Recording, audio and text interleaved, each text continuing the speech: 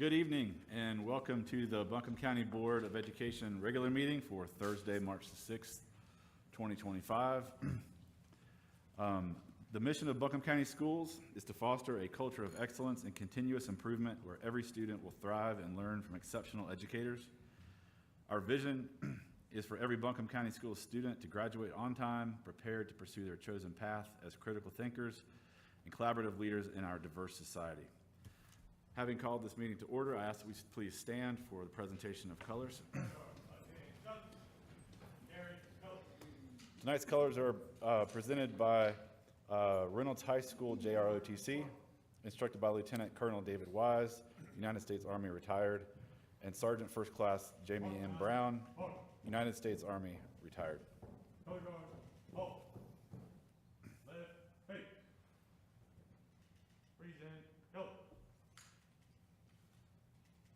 I pledge allegiance to the flag of the United States of America and to the republic for which it stands, one nation, under God, indivisible, with liberty and justice for all.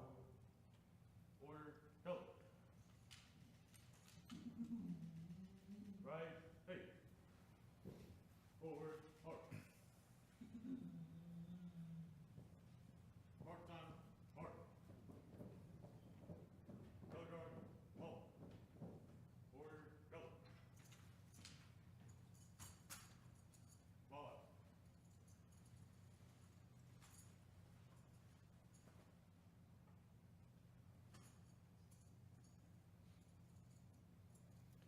Thank you. I ask that you remain standing for a moment of silence.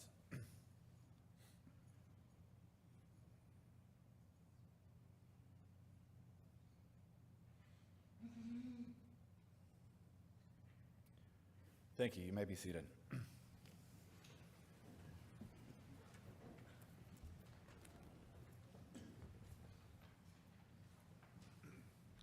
Board members, first on our agenda is the approval of our agenda. I'd entertain a motion to approve our agenda, please. So moved. Is there a second? Second. Thank you. Any discussion? All in favor, please say aye. Aye. Any opposed? Hearing none, motion carries. The agenda is approved. I will hand it over to the superintendent for superintendent's comments. Good evening, parents, members of the community, board members, and teammates. This week, we are celebrating National School Social Workers Week. We're so grateful for and dependent on the fact that, as others have said, school social workers are exceptionally skilled in providing services to students who face serious challenges to school success. The difference they make is hard to measure, but easy to feel. Thank you so much to each of our school social workers. I'd like to share with the board and with the community that Buncombe County Schools is hosting an educator career fair on this Saturday, March 8th, from 9 a.m. to 12 p.m. right here in this building. This is an amazing school system, and we're looking for incredible and dedicated educators to join our team. If you're interested in attending the job fair or in applying for a position, please call the school system or refer to our website. We're also excited to be hosting our annual BCS STEAM Day on Saturday, March 8th from 9 a.m. to 3 p.m. at Nesbitt Discovery Academy. STEAM stands for Science, Technology, Engineering, Arts, and Math. The free event is for all BCS students and their families from grades K through 8. The Geodome will be up and running, and the Nature Center will be bringing an Animal Ambassador program at 10:30 and 11:30. There'll be plenty of other STEAM-related activities for families to explore. This year, the theme is Dream It, Be It, STEAM for a Better Tomorrow, which inspires students to recognize their dreams, creativity, and passion for STEAM to shape a brighter future. We hope to see you there. Earlier this afternoon, our Board of Education participated in their third work session focused on next year's budget, with 4 more to come. Tomorrow, our Capital Outlay Committee of Stakeholders will begin a series of 6 meetings. Teachers, staff, and administrators have all been involved in gathering information about needs and requests to inform this important work. All of this involvement from so many serves as a tremendous example of what it means to be a school system, recognizing that our charge is to serve each and every student, from Alexander to Azalea to Asheville, from Jupiter to Skyland to Inca, from Leicester to Montford to Montreat, and from Candler to Swannanoa to Forks of Ivy. Our students and those who serve them vividly demonstrate how our Buncombe County Schools system is the tapestry that weaves together all of the communities across our great county. Building the budget is hard work. This year we are starting from a difficult place, as we have seen from the impacts of Hurricane Helene. The recent third-party study commissioned by the county commissioners found that after comparing our school system to other similarly sized school districts, that we are a lean organization. Our financial audits by independent auditors found no findings, considered a quote-unquote perfect audit. We have demonstrated and do demonstrate that we are excellent stewards of the taxpayer dollars that are entrusted to our school system. I'm very grateful for the many people who are involved in building our budget and to those who are advocating for our students and schools. We know that our public schools are absolutely crucial to our community's future. Public schools provide equitable access to education, ensuring that every child, regardless of background, has the opportunity to learn, grow, and succeed. A strong public school system attracts businesses, boosts property values, and cultivates a skilled workforce. Beyond academics, public schools provide essential services like meals, student support, and extracurricular programs. As we saw during the hurricane, our schools serve as a stabilizing force for families and the community, especially in times of crisis. A strong public school system doesn't just benefit students, it strengthens entire communities, ensuring long-term prosperity, stability, and growth. We know that we still have much work to do and that we can and must continue to improve. I just want you to know that I could not be prouder of all that I continue to experience in our classrooms and our schools. To our team and to our board members, thank you for all that you do for the students, families, teachers, and staff of Buncombe County Schools. Mr. Chair, this concludes my comments. Thank you, Superintendent Jackson. And I also want to echo my thanks to all the board members and staff who've spent countless hours already working on our budget, and work sessions that we've had so far. They've been very constructive, and I myself have learned a lot, especially today. We did have a work session earlier today around our capital budget. It was recorded as a live stream. So if you're interested in learning how we take care of our school buildings and meet the needs of our students to come to school in a safe, clean environment where they can learn every day, a lot of good discussion about that earlier today. So it's on our YouTube channel, and you can find it there. We will now move on to the good news section of our agenda. Mr. Ulmer. Board members, Dr. Jackson, BCS teammates, and families. We're going to start good news with a lesson in spelling excellence this evening. Dr. Reed's going to help out with some hardware. Rose McDonald, a fourth grade student at Estes Elementary, is going to represent Buncombe County Schools at a big event this weekend. Rose, if you will come down along with Estes principal, Mr. Dale, media specialist, Miss Cook, Dr. Jackson, and Miss Churchill as well, if you'll come join us up front. Rose is going to be at Bank of America Stadium this weekend for the Carolina Panthers Spelling Bee. She is going to be competing against the top spellers from all across North Carolina, and we're just very proud that she is among them. Congratulations to you, Miss Rose.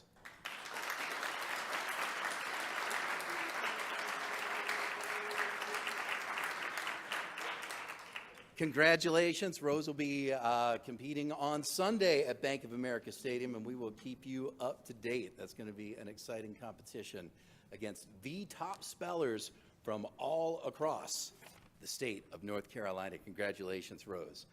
Ms. Churchill, if you'll actually remain up front, please, and Chairman Elliott, if you'll join us, because we would like to recognize a teacher shared by the Robertson and Reynolds districts, Ms. Liza Webster of Cane Creek Middle School. If you would join us, along with BCS Science Specialist Kate Whittier and your principal, Ms. Britt, here tonight from Cane Creek. Ms. Webster has been recognized as a teacher leader. She has been selected by educators across the state as the North Carolina District 8 Outstanding Science Teacher by other teachers, the North Carolina Science Teachers Association. Ms. Whittier nominated Ms. Webster for this award for her engaging lessons that lead her students to a love of science, including working with the U.S. Fish and Wildlife Service to install a pollinator garden for students to learn in at Cane Creek Middle School. Congratulations to you, Ms. Webster.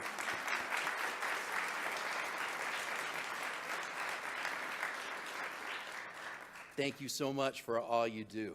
Chairman Elliott, if you would please stay up front, and Ms. Plemons, if you would join Chairman Elliott up front. We want to share the accomplishments of a couple of our school board members who are being recognized by the North Carolina School Boards Association. These two board members have each participated in more than 30 hours of high-quality training programs this school year, and they are being honored with certificates of merit from the North Carolina School Boards Association for excellence in school boardsmanship. We are thankful for your leadership and your dedication to the students and teammates of Buncombe County Schools. Thank you both.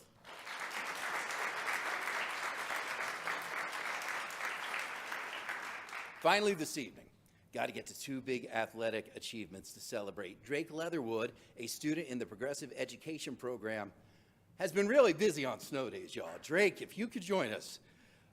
He loves snow days maybe more than any other student in Buncombe County Schools. He's here with his principal, Dr. Thea Wilson. Reverend Martin, if you'll join us as well. Drake has enjoyed the extra snow days because he's been working hard as an athlete that was selected to compete in the Southeast Region Special Olympics U.S. Winter Games. He competed in the alpine skiing event at Appalachian Ski Mountain, took part in a class led by professional instructors from the French Swiss Ski College, maybe taught him a thing or two. He handles snow days like a champ because he is a champ. Congratulations, Drake.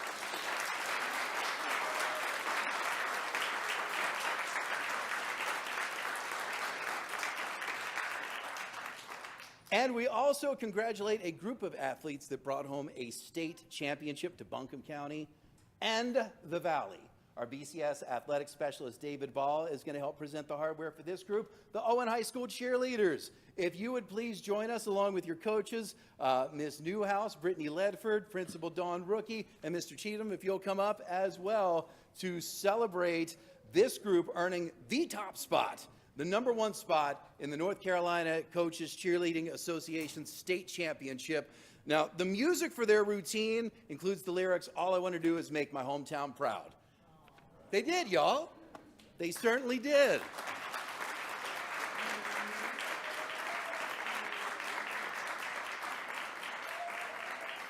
And you should also know this group was the smallest co-ed team at the competition. Turns out they were also judged to be the best, the Owen High School cheerleading team, and their coaches, Coach Newhouse and Coach Ledford. No one's going to try to do a pyramid?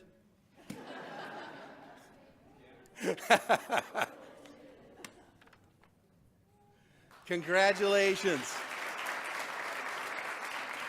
And Owen cheerleaders and all our good news folks, if you'll follow Brianna and Michaela out, we're going to take some group pictures of our good news recipients tonight. And while they're doing that, I'd like to remind everybody you can find out about all the good news things that are happening in Buncombe County Schools. Follow Buncombe Schools on social media and at buncombeschools.org. Thank you, Chairman Elliott. Thank you, Mr. Ulmer. Congratulations to all of that outstanding good news and students and teachers that we have going on in our school system. Truly remarkable. Next up on our agenda is a strategic plan highlight. Board members, as you recall, we took the last couple of years and did a deep dive on our school system strategic plan. It was a very successful process. Our superintendents took the show on the road around to all the schools, advisory council meetings, sat down and engaged with students and parents and teachers and administrators, the entire community for over a year. A lot of intensive work went into it. And if you participated in those, a lot of those were like kind of post-it sticky note type meetings where the public and the members of our school community were asked to actually contribute language to the strategic plan. And I've heard back from some of those parents that they see, those words that they wrote on those sticky notes reflected in our strategic plan. And I think that I just want to express my appreciation to Dr. Reed, Dr. Johnson, Superintendent Jackson, and everyone else who worked on that. I think it was just a resounding success to the point where I state our mission and values at every meeting now. So thank you for that. That came out of the strategic plan process. But tonight's highlight, we're going to talk about arts education in BCS. And so Jennifer, Dr. Reed, please take it away. Good evening, Chairman Elliott, Dr. Jackson, and members of the board. As Chairman Elliott read earlier, our mission in Buncombe County Schools is that we will foster a culture of excellence where every student will thrive by working with exceptional educators. We've highlighted academics tonight, we've highlighted athletics, and now it's time for me to invite Laura Mitchell, our K-12 District Arts Specialist here, to highlight the great ways that we are intentionally connecting the work of our strategic plan to action every day in every classroom in our schools. So here is Laura Mitchell with an excellent presentation for you.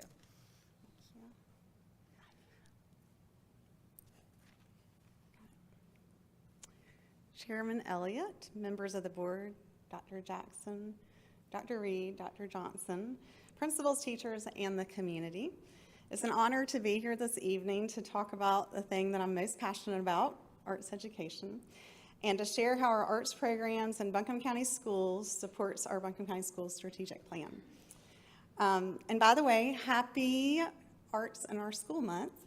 Our governor did a proclamation, and so happy Arts in Our Schools Month. As the arts education specialist, I'm really proud of how the arts have been valued and upheld in Buncombe County Schools with a very long tradition of excellence.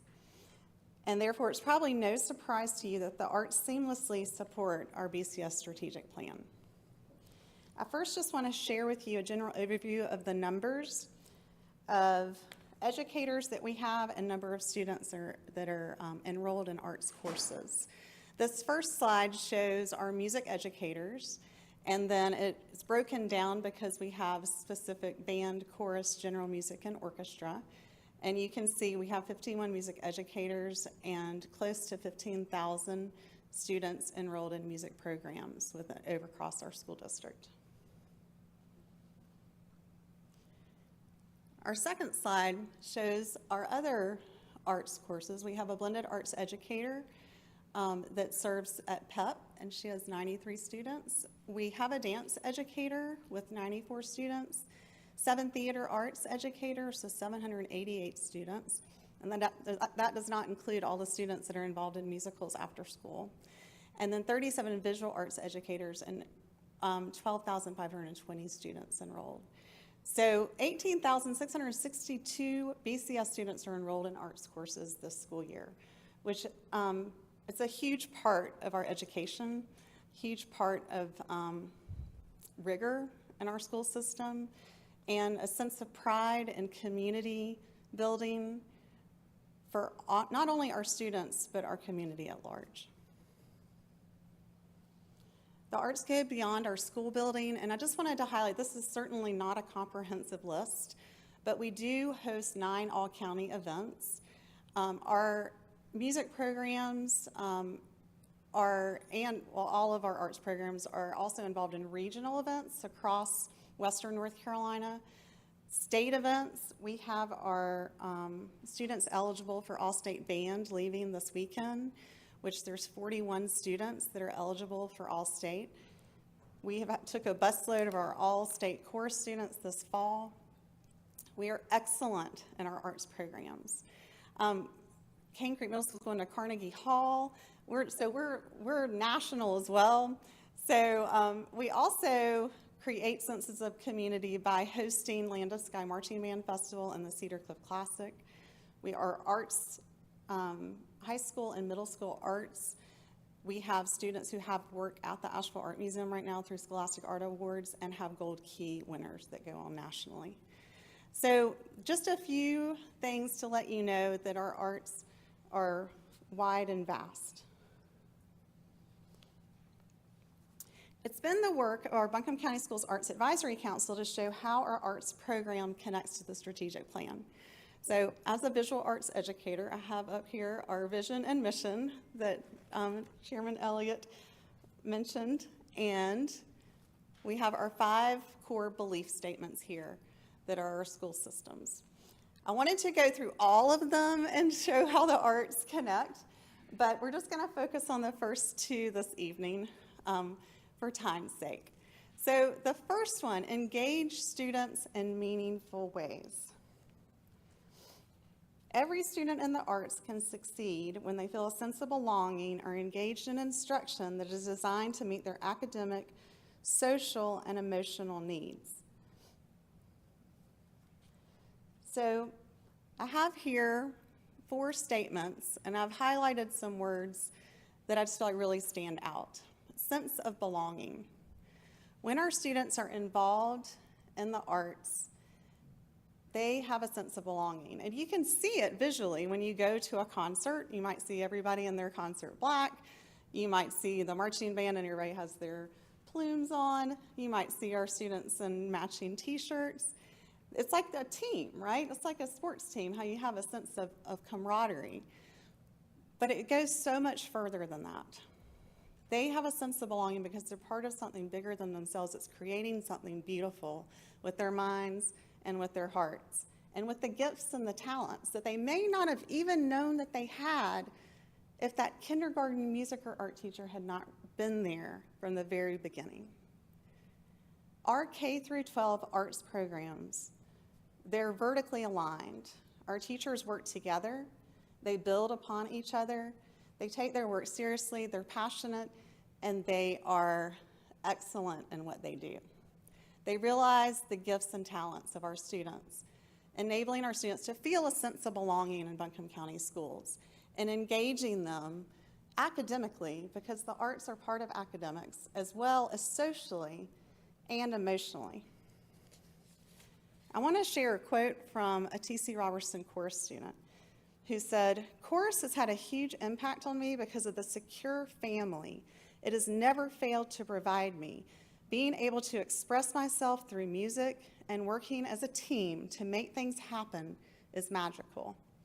It has gotten me through very tough emotional times and will always be a huge part of my life." Powerful words from a high school student. So it not only happens in the classroom with the teacher and with their peers, but in the greater school community and within our community as well, as I mentioned earlier. We have critical thinking, creativity, and problem solving happens every day in every arts class. They're analyzing art, they're analyzing music, they're analyzing and critiquing how they're singing, how they're playing. I think that so my background is I was a visual arts educator, and I still am a visual arts educator. But so when I sit in music classes, oftentimes we just go to the performance at the end, and it's all beautiful, and you're like, oh, wow, that's so nice. That's just lovely. And we clap and we leave. There's so much work that goes into it. I'd encourage, if you can go observe a music class and see what they go through and how they're using their brains so hard and having to work together. I was at All County Orchestra, and I was sitting there listening to the clinician, and they were saying, okay, you've got to listen to the person next to you while you're reading the music so that you can work together. It's not just a solo individual activity, it's a collaboration. And so these skills are durable skills that our students are learning in the arts. Not only are they self-expressing themselves, which has been a huge part of us recovering from Helene, but they're getting deeper connections across academic content as well, and integrating the arts. We have a partnership through the Kennedy Center with Arts Integration. We also have an arts integrated school, an A+ school in Buncombe County Schools, and we work together in our curriculum department to try to integrate things together. You just met Kate Whittier, our science specialist. We are working together on galaxy games. And so at the Asheville Museum of Science, we have our 3rd graders that were using the science standards with visual arts standards and creating board games. And we noticed that it was very elevated this year, having the art standards as part of the work. So super exciting things. And then also, if you go to SoCon, you'll hear our national anthem being sung tomorrow by our students at Kuntz. And then we have a student from Inca Intermediate that has the program cover is her design for the entire tournament. So Buncombe County Schools is out in the community. We are a part of our community, and we give back to our community through the arts. The second one I want to focus on is collaborate and connect. So I've already talked a lot about this because they all just work together so well. It definitely nurtures collaboration, and you can see just in these two examples on the screen here how our students work together when they're in an ensemble, when they're in a band, when they're in a chorus, when they're working on an art project. Oftentimes it's individual, but oftentimes it's collaborative. And these are skills that our students are going to need for their career no matter what they do. We also teach us teamwork, communication, and leadership through the creative process, which those are things any of us need in any job as well. And I wanted to share one other quote with you today. This is from a parent who has a student that was involved in after-school theater at North Buncombe, in North Buncombe District.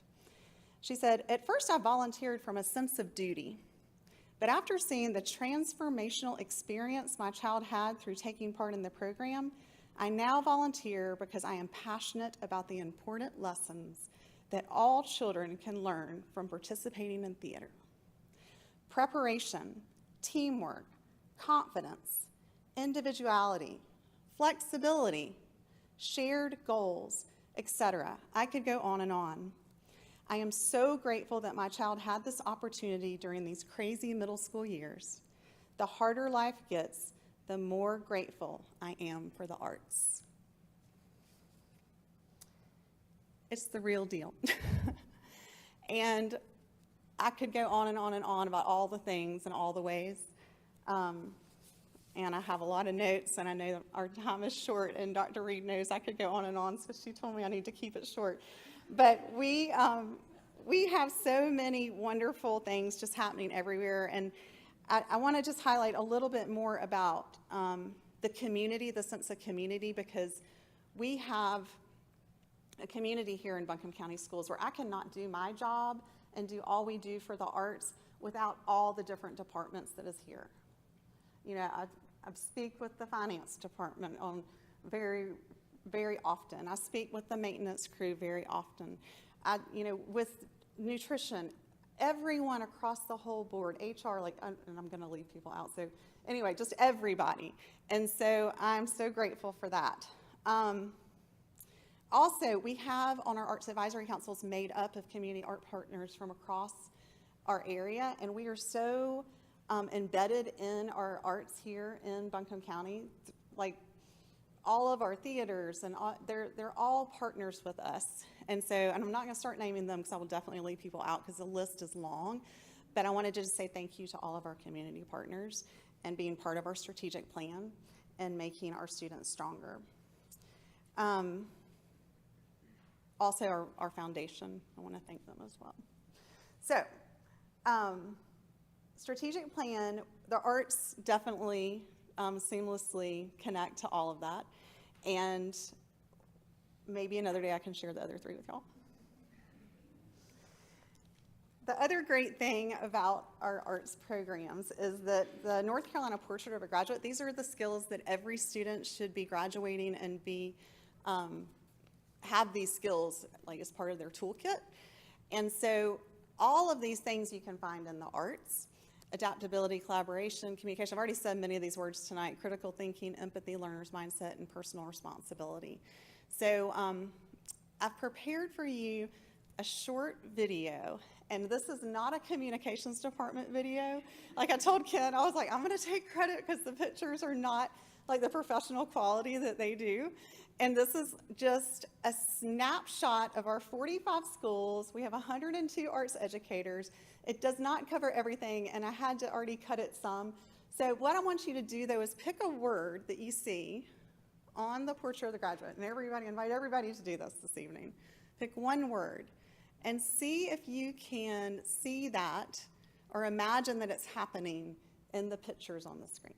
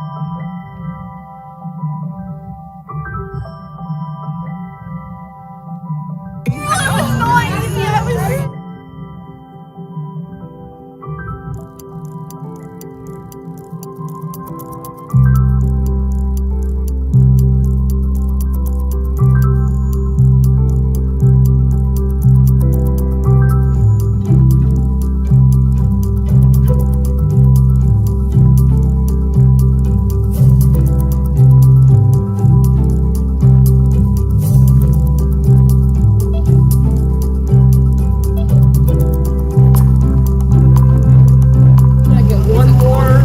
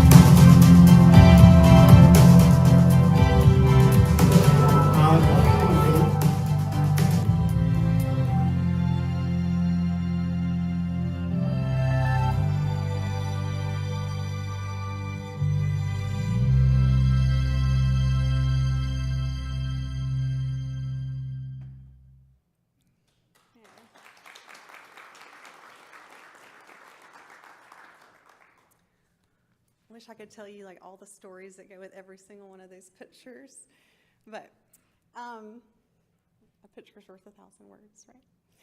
All right, just 4 quick updates to leave you with this evening that I just want to just share with everybody so everybody is aware. We have a North Carolina Arts graduation requirement, and that is with the starting class of 2029, so that's our 9th graders for next year, that will be 9th grade next year.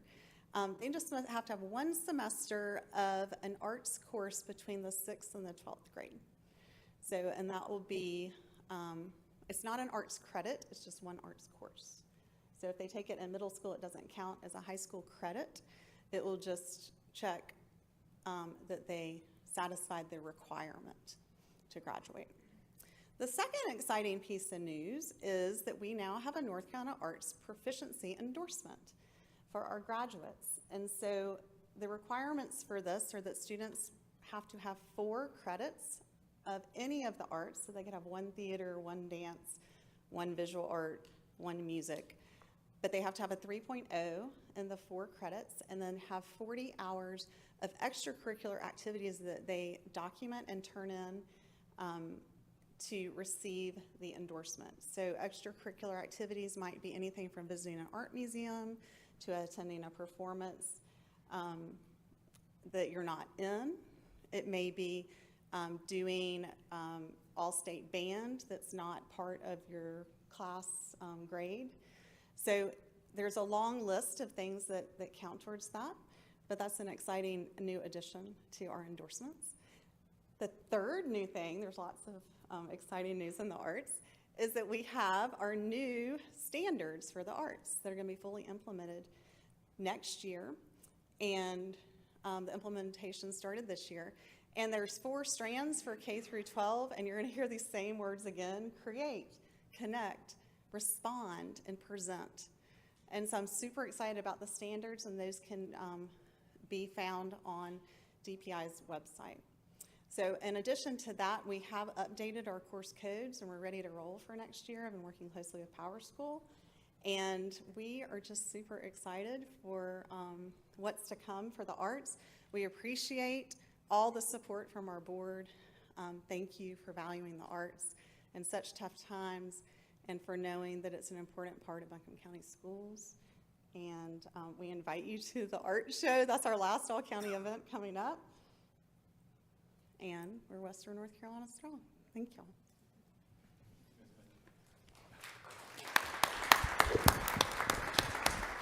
Thank you, Ms. Mitchell. Ms. Mitchell, I just want to say something. Anyone that knows me knows I'm very involved and passionate about athletics. But I also am about arts, and I learned a lot when I subbed. And some of my favorite days was being with the band, being with chorus. I'm not gifted in that, but I learned so much. I am so impressed with the instructors, the teachers that you have. The band just really is like awesome, and I just want to recognize you and your team because I believe arts, like academics, keeps kids in school. That is something that is so important, and if you can get them interested in something that they're passionate about, they will stay in school, and I believe that in the arts program. So thank you so much for what you do. Any other board members have feedback or questions for Ms. Mitchell? Thank you, Ms. Mitchell, for all that you do for us.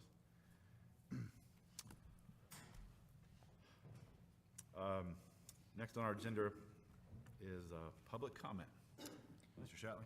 Thank you, Mr. Chairman. Good evening, everyone. It's now time for public comment. Speakers will be called in the order in which they have signed up, and all speakers will have exactly 3 minutes to speak. There will be a little buzzer on the dais, and when the light turns yellow, you'll have about 30 seconds left, and when it turns red, your time is up. We ask that you be respectful, that you refrain from profane language, making threats, or revealing confidential student or staff information. We do ask that you address the board as a whole, and although the board is listening and taking notes, the board generally does not respond directly to public comment. I'll turn it over to Tim. All right, Mr. Chair, there are 6 public comments tonight. The first is Sharon Broussard. Broussard, sorry. Sharon Broussard, I'm in the Reynolds District. And first, I want to thank the wonderful board members for everything that you are doing for us. Okay. Donald Trump cannot end the Department of Education with an executive order. He needs support in the Senate and the U.S. House of Representatives. Today, federal funding accounts for roughly 10% of all K-12 school funding, about $1.5 billion in North Carolina. The department's 2 biggest funding programs are Title I, which is meant to help educate children who attend low-income schools, and IDEA, which provides schools with money to help meet the needs of children with disabilities. According to the North Carolina Association of Educators, this year the state will receive $448 million for Individuals with Disabilities Education Act funding and $534 million in Title I funding.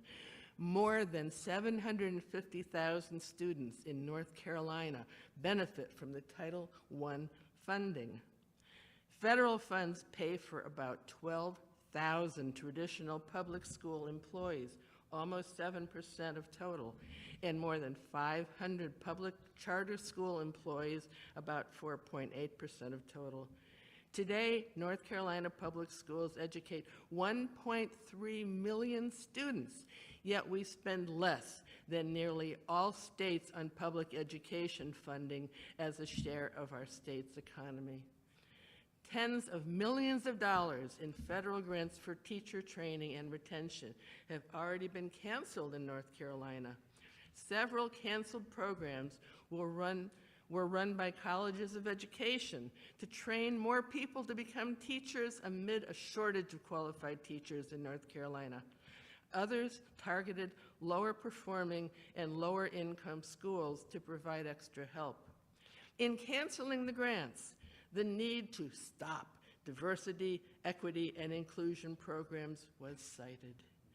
Do we really want all funding decisions for public education turned over to our Republican-controlled state legislature, which has already valued funding vouchers for religious and other private schools over their constitutional mandate to provide all children with a sound basic education?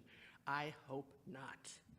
Please immediately contact Chuck Edwards in the U.S. House and both Ted Budd and Tom Tillis in the U.S. Senate to ask they reject legislation to eliminate the Department of Education transfer.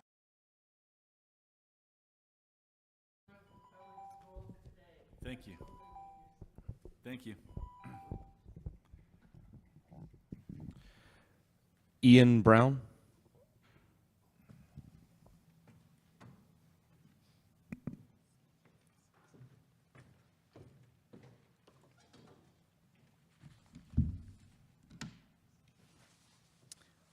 Good evening. My name is Equaler Brown. This district is Sand Hill, I guess. Is that the district? Oh, no need for that. I'm wasting time. I am a disabled veteran, federal employee, and a grandmother advocating for my student to have an excellent public school education. What brings me here tonight is a focus on your anti-bullying policies. Per your anti-bullying policy practices and policy statement dated August the 17th, 2023, there are 3 types of bullying that this county focuses on. And those are verbal, social, and cyberbullying. I'm here tonight to address that I have a student that has been a victim of 2 types of bullying. Have I reported that bullying? Yes, one of the types, that is the verbal bullying. Inappropriate racial comments have been made, and social bullying have been ongoing for my student. And it has been reported to the teacher, school administrators, and the assistant superintendent. I know that the school administrators and counselors have attempted to address the bullying because it is occurring with lots of students in a multitude of ways, but there's no consequences. Therefore, this bullying behavior continues. However, I have not reported the imbalance of power that is occurring in the schools as well. For example, the spreading of rumors, which is a form of social bullying. It involves hurting someone's reputation, according to the Buncombe County's bullying and harassment statement. This focus is based on the teachers that are creating narratives that are impacting how they view and treat my student in the school. How should I react to a staff that's committed to misunderstanding him as a student? I would like some assistance with that. That's why I'm here tonight. I'm not aware if a safety plan has been developed to protect my student, but I am here to share some of the things that he brings home to me. That he doesn't have any friends in school, that he doesn't feel safe, kids are always bothering him. I've seen him do several things to try to create relationship with kids that's taking things to school and as far as acting out in class, but he ultimately checks out sometimes, telling staff, I don't want to talk to you and to get away from me. What's the county's expectation of an 8-year-old's behavior?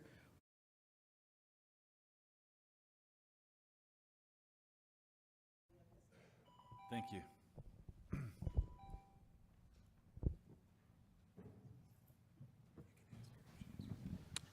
Craig White.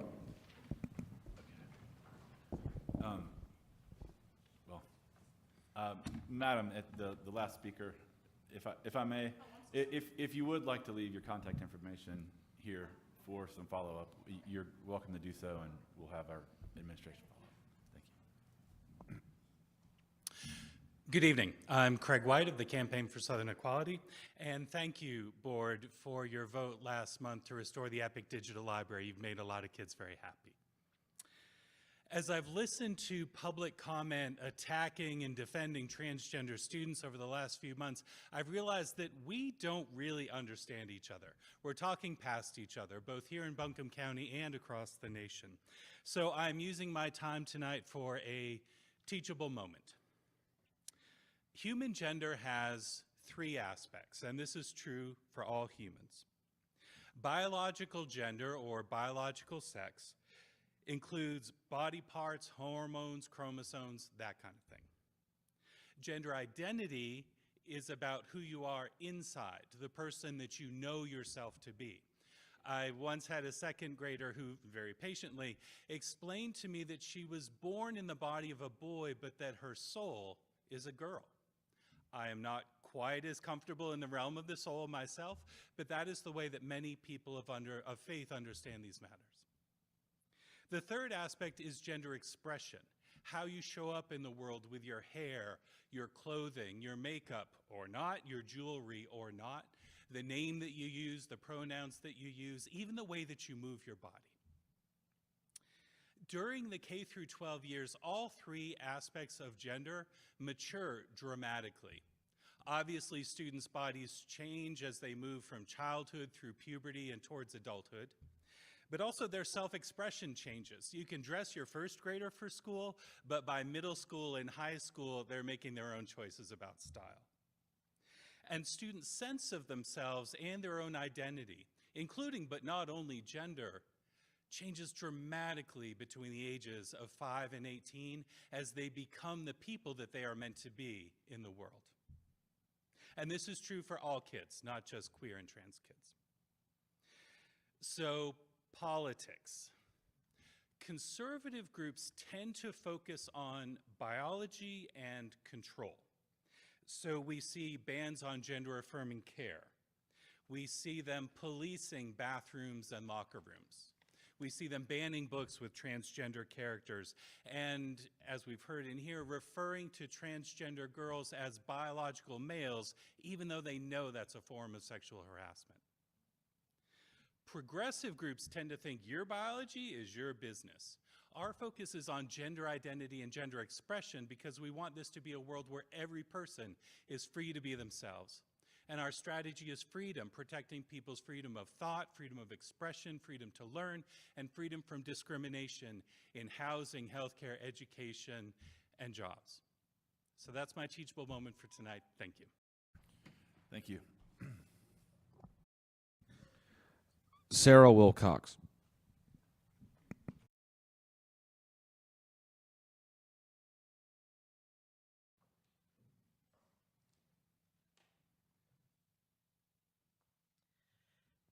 Good evening. My name is the Reverend Sarah Wilcox. I live in District 2, yet I have a graduate and daughter attending ACR High School. I offer my gratitude for the important work of this board and our Buncombe County Schools staff and faculty. I listened to last month's meeting and was reminded of the importance of attending and speaking empathy, compassion, and an expansive faith that leaves no beloved child of God outside the care of us all. While I appreciate people making themselves aware of Trump's executive orders, I suspect a deeper dive into civics and the history of our republic, as well as our Constitution, should give us all pause and deep concern in this moment. The hallmarks of authoritarianism include scapegoating vulnerable groups, and often those who engage in scapegoating fail to see their participation in it.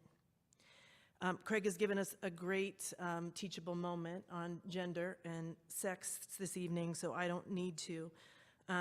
We don't have to understand it to respect gender diversity and stop propagating binary mistruths. Approximately 0.5% of our adults in this nation identify as transgender. 0.5%, and the number for children is about 1.6%, which makes sense as we have honored and given dignity to the transgender community, and more kids have an understanding of their own gender dysphoria. in a world where folks are desperate to have these clear-cut lines. The problem is that the world is actually complex, and our sex and gender identities are as well. I pastor an expansive group of humans. I wrap my arms around people abused by their churches and families all the time. I know the damage of toxic religion, misogyny, homophobia, transphobia, and the rampant sexual abuse that takes place alongside these realities. So hear this. The scapegoating that continues to suggest the transgender community is a danger to us is a mechanism to ignore all actual sources of danger. It behooves us to remember that the greatest threat to a woman is her male, intimate partner. 1 in 3 of us will be subjected to violence. And the second highest cause of death for our kids is due to a firearm. And so it goes that the violence in our families and homes is carried out into the world, and it's aimed at the already vulnerable people in our midst. Parents have a great deal of rights. I am one, but their rights are not absolute, and they shouldn't be. I would ask you to protect our kids who don't fit into the gender binary, and not to yield to those who want those outside the binary to be unworthy of our care and compassion. You all have an opportunity to hold the line at reality and not the small world some hope to live in. Please continue to hold the tension faithfully. Thank you. Sarah Robinson. Good evening. I live in the Reynolds District. As a graduate of public schools, as a mother who sent her kids to public schools, as a retired public school teacher of 33 years, and now as an advocate for public schools, I am shocked by the current attack on public schools. Just last month, this very board had heard a very impressive presentation on vocational education programs here in Buncombe County. But those programs are now threatened as they are federally funded. Unbelievable. After Hurricane Helene devastated our region, upending the lives of so many students and our families, closing schools for a month, and seriously harming our local economy, directly affecting our school's budget, the State Assembly voted to defund our public schools. Unbelievable. Thomas Jefferson wrote, "An educated citizenry is a vital requisite for our survival as a free people." He was right. What does it say about our commitment to education when we defund it? Jefferson and the other founding fathers, who were men of the Enlightenment, the age of reason and science, are surely rolling in their graves at this very moment. As a teacher, I always felt that at a very basic level, I was battling ignorance for what is the opposite of an educated populace. Once upon a time, for example, people thought bubonic plague was a curse from God or a result of witchcraft. Minority groups like women and Jews were scapegoated and blamed, and tens of thousands of people were burned at the stake because humans were ignorant and uneducated about bacteria, a scientific fact that we teach our children today. The opposite of education is ignorance. Last month, a speaker here spoke with glee about this new age of ignorance we seem to be getting dragged into. He said, "There's a new sheriff in town." Not this town. I'm here to remind you, although I probably don't have to, that sheriff lost in Buncombe County. We also know that only Congress can dismantle the Federal Department of Education. We also know that local school districts, like ours, are the stewards of education for local families and communities, and your mission remains the same, creating and sustaining a safe, secure learning environment for all students. I thank you for your commitment to public education. We stand with you and encourage you to stay strong in your core beliefs that led you to run for this board. Buncombe citizens support our public schools. Thank you. Thank you. Sarah, is it Sure?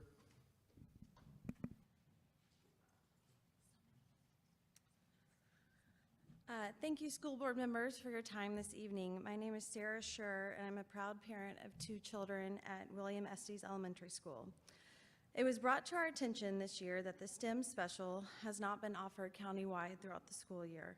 As you know, this position was dropped when the COVID funding ended. Teaching STEM was then transferred to the teachers this year. Our students have missed almost 6 weeks of core curriculum education due to weather events, and our teachers are doing their best to teach the required material to keep our students up to standards. STEM has not been included for the majority of the students this year. I am incredibly thankful for the teachers and support staff at Estes Elementary. I think teachers of our community have the most important job for all of us. We would not be here without our teachers, and I think therefore they should be supported in these efforts, and STEM returned as a special and supported with a designated assistant. STEM has been shown to provide significant benefits for fostering critical thinking, problem solving, creativity, and developing a greater love of learning through hands-on learning and experience. STEM has been mentioned several times this evening and is a core goal on the county's website. STEM also helps to prepare our children for future academic pursuits and careers, and also helps continue to engage young elementary students in the love of learning. It is unfortunate that a second grant or source of funding was not pursued for this academic year. I am interested in hearing how the school board aims to help reinstate or explore future funding opportunities to help reinstate the important area of STEM and the assistant support for our children's education. I was able to speak to the Director of Elementary Education, who recommended that the parents of our school and the PTA help fund an assistant position. This would only provide a short-term fix for a long-term problem and would not help this county-wide deficit. I look forward to working with the community leaders to help reinstate this opportunity. Thank you. Mr. Chair, that concludes public comment for this evening. All right, thank you very much. Board, we now move into our action agenda. First on the list this evening is proposed revision to the 2024-2025 school calendar. In your board packet, you'll see the information and revised dates. Dr. Reed, if you don't mind, could I ask for you just to provide a little background on why the revision and where we're going, just for the benefit of the public. Interesting and different kind of year when it comes to instruction. Number one, because of Hurricane Helene, and during that time, we did miss 19 days of student instruction, which the board did mark complete. And in addition to that, we've had more inclement weather in our county than we've had in years past. I think last year we ended up with 3 remote days of instruction, and the year before that 1 day. And so far this year, we, because of weather events, have had 7 or 8 days, depending on what district you live in Buncombe County schools. And we're grateful that we have been able to use remote instruction on those days. It certainly is better than not having that option, but we also know that remote instruction is not equivalent to in-person instruction. And so because of that, we are recommending that we add some instructional hours to our calendar. And hopefully over the next few weeks, we'll see a lot of warm weather and not have to deal with remote instruction anymore this year, hopefully, knock on wood. So specifically, we're proposing that March 17th, which was an optional work day, become an early dismissal day, and that April 1st, which was an early dismissal day, would become a full school day. And then also May 23rd would become a full school day. It was also an early dismissal day. That would total 8 hours of additional in-person instruction. Thank you, Dr. Reed. You're welcome. Yeah, thank you, Dr. Reed. Board members, any other questions or concerns? Okay, hearing none, I'll entertain a motion to accept the revised 2024-2025 school calendar. So moved. Thank you, Judy. Judy, is there a second? All right. Mr. Martin, we have a motion and a second. Is there any discussion? Hearing none, all in favor, please say aye. Aye. Any opposed? Hearing none, the motion carries, and We have a revised 2024-2025 school calendar. Thank you, Dr. Reed, for all that hard work. Next up, we have two policies for second reading. Policy 3420, student promotion and accountability, and policy 3460, graduation requirements. I asked to move these on to the action agenda. I had a few questions from the public, and I may ask Dr. Reed or Dr. Johnson to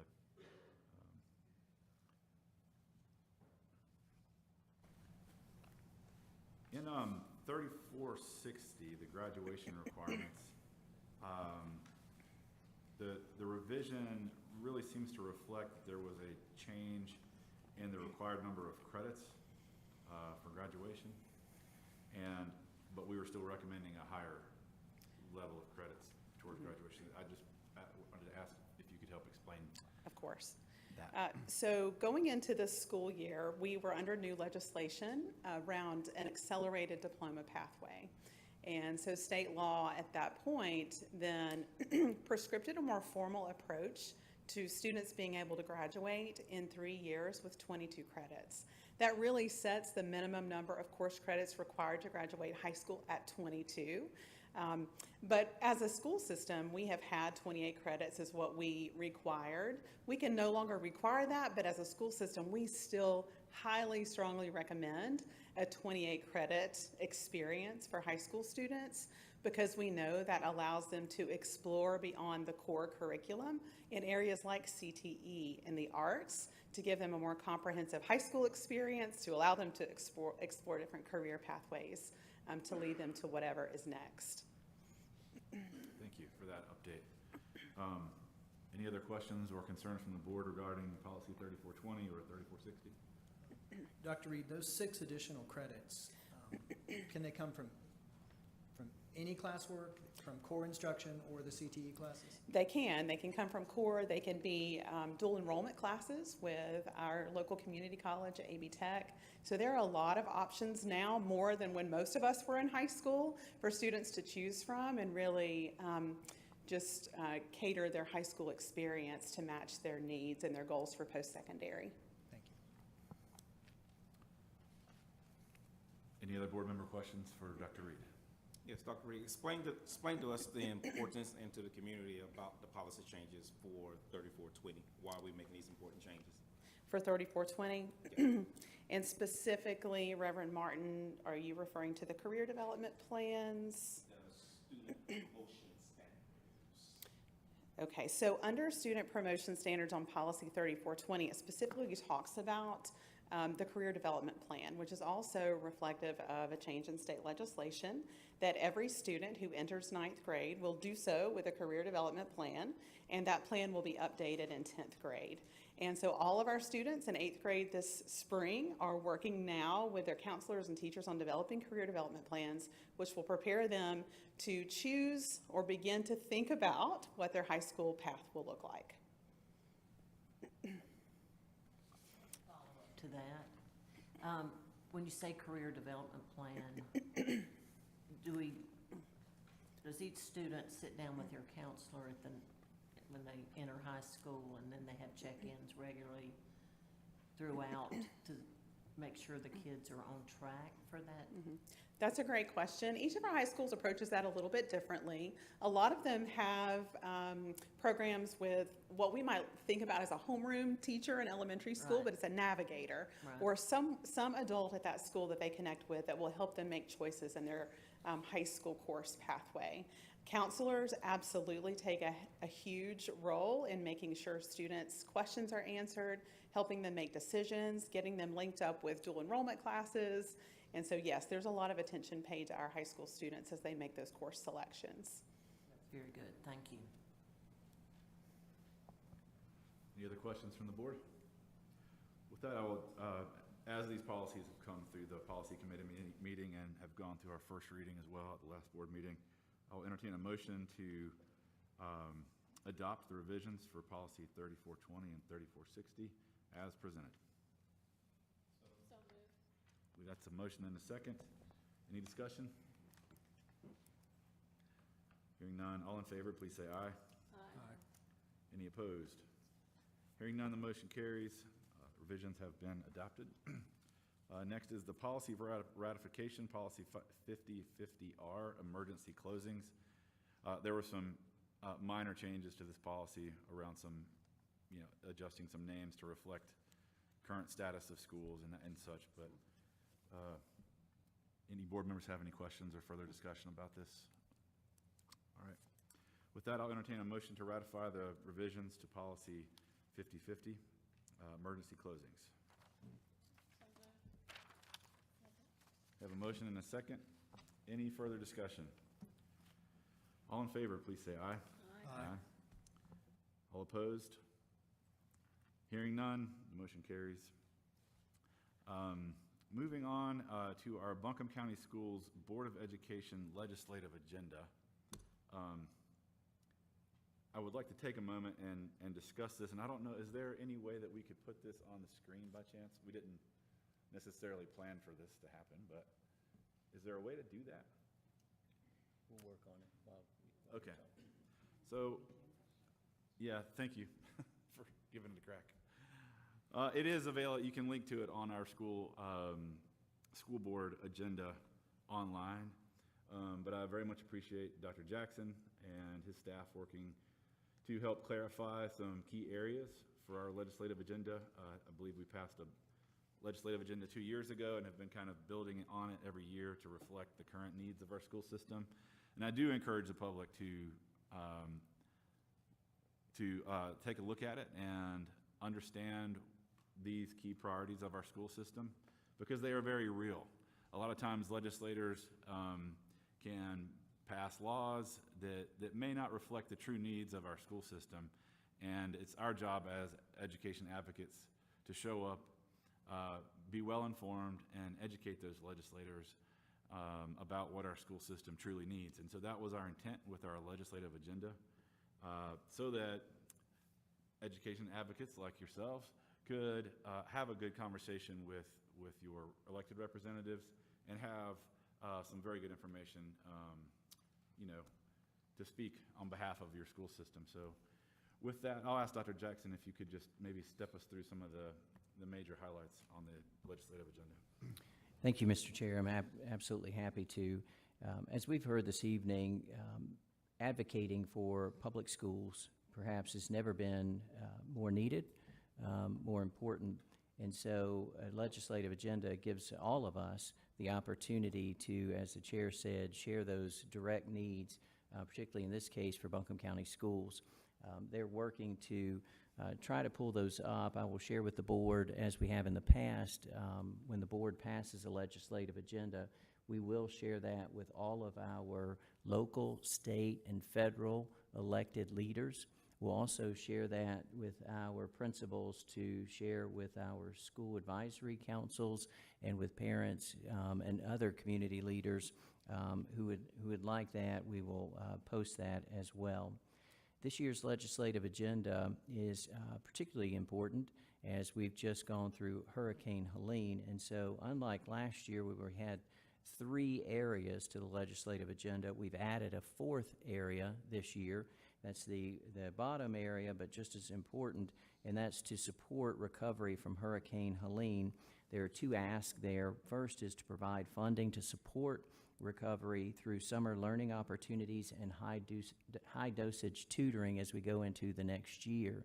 We've certainly missed a significant number of instructional hours in providing summer development opportunities, summer learning opportunities, and additional tutoring next year will certainly help us meet those needs that were particularly exacerbated by the loss of instructional time this year.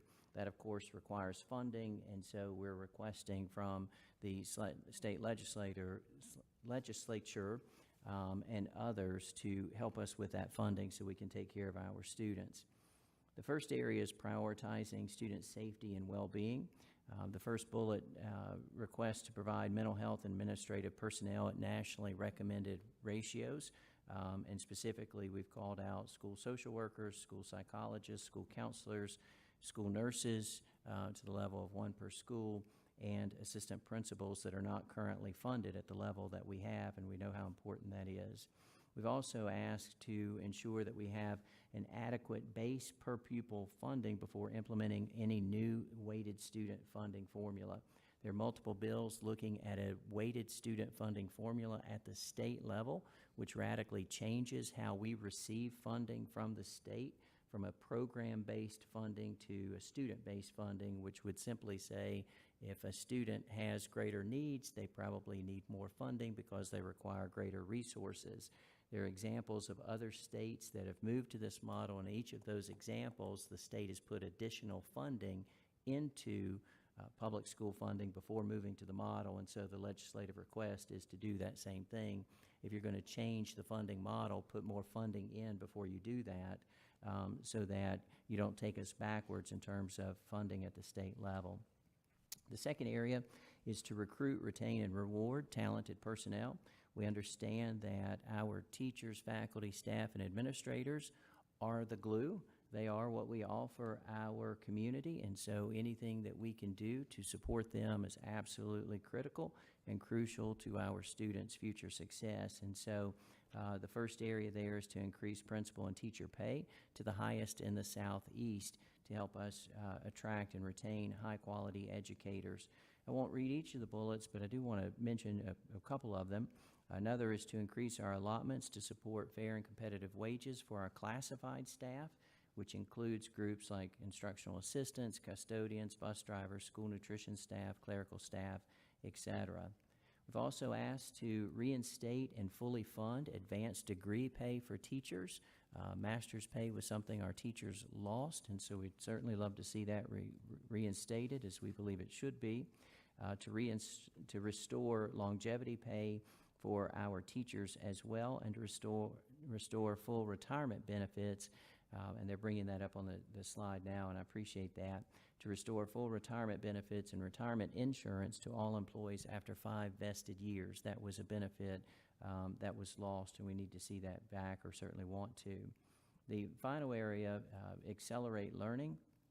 The first bullet is something that we've been working on for many years across the state, and that's to allow local school boards to align school calendars with the community college calendar, which would allow us to get our exams before Christmas, gives us more flexibility before the winter weather arrives, and certainly is something that each local school board should have the opportunity to design and approve a calendar that works for their geographic area of the state.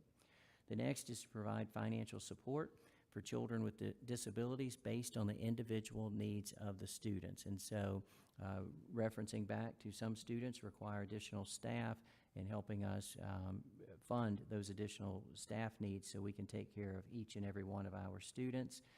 Provide additional funding for our limited English proficient students. That's been a growing population in Buncombe County schools, and certainly an area of need.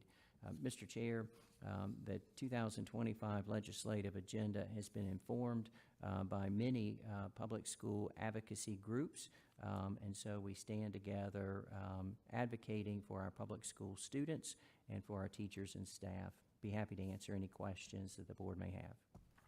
Board members, any questions for Superintendent Jackson around our legislative agenda?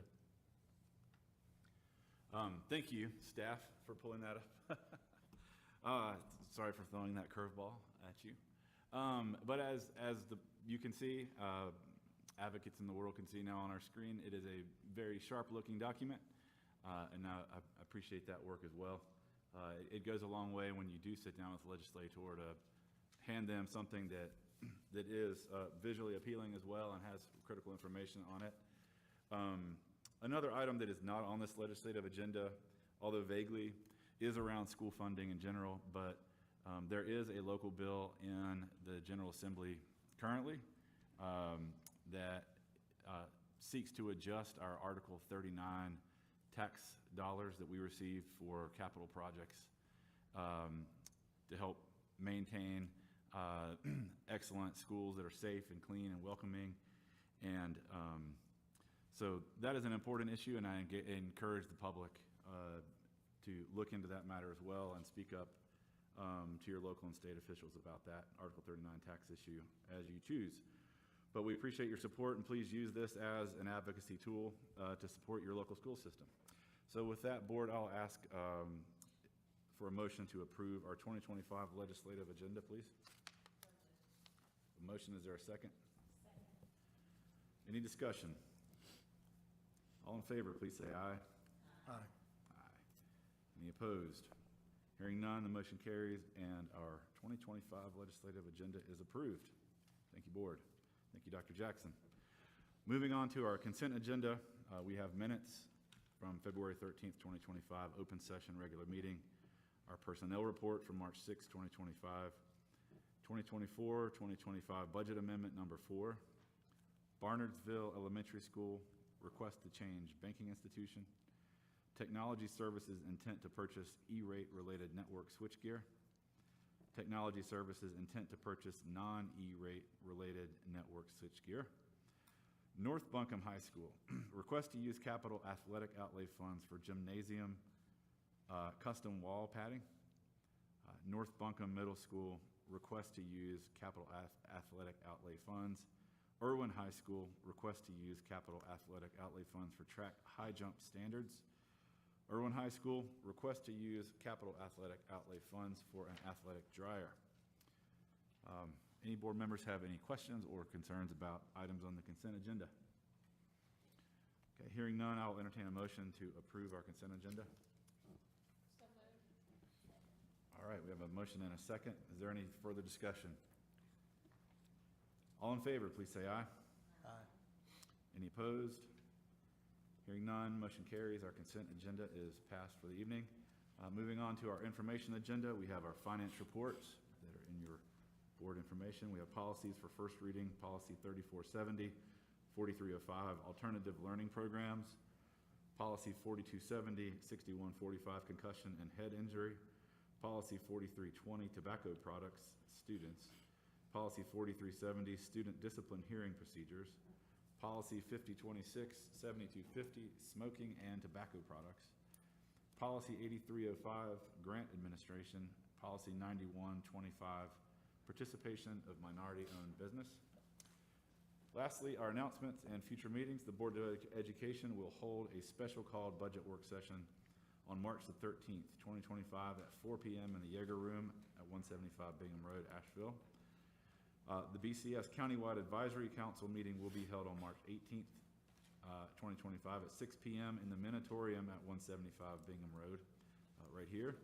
The Board of Education will hold a special called budget work session on April 3rd at 4 p.m. in the Yeager Room at 175 Bingham Road. And the next Board of Education regular meeting is April 3rd, 2025. Work session updates and closed session beginning at 4 p.m. in the Executive Conference Room, and the open session beginning at 5:30 p.m.